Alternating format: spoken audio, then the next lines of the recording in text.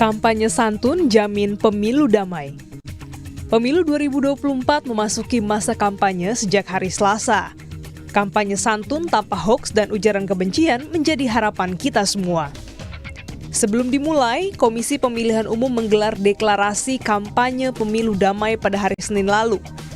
Deklarasi ditandai pengucapan dan penandatanganan naskah deklarasi oleh calon presiden dan calon wakil presiden Anies Baswedan Muhaimin Iskandar, Prabowo Subianto Gibran Rakabuming Raka, dan Ganjar Pranowo Mahfud MD, serta perwakilan 18 partai politik nasional peserta pemilu 2024. Deklarasi juga menjadi akhir rangkaian kirap pemilu 2024. Ada 3 poin deklarasi. Pertama, mewujudkan pemilu yang langsung, umum, bebas, rahasia, dan adil. Kedua, melaksanakan kampanye pemilu yang aman, tertib, damai, berintegritas, tanpa hoaks, tanpa politisasi sara, dan tanpa politik uang.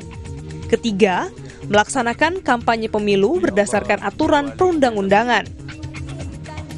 Deklarasi kampanye pemilu damai menjadi modal bagi perwujudan kampanye pemilu yang berlangsung tanpa konflik antar kontestan, baik di pemilu legislatif maupun pemilu presiden.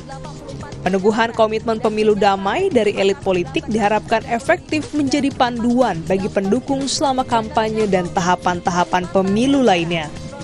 Harus diingat dan dicatat betul oleh kontestan pemilu bahwa masa kampanye digelar selama 75 hari. Materi, model, dan pola kampanye dalam 75 hari perlu direncanakan secara matang oleh semua kontestan sehingga kampanye betul-betul menjadi proses persuasi politik yang profesional. Sebenarnya, kampanye bukan hanya lazim di politik. Di dunia bisnis, jamak adanya iklan-iklan mempromosikan produk barang atau jasa.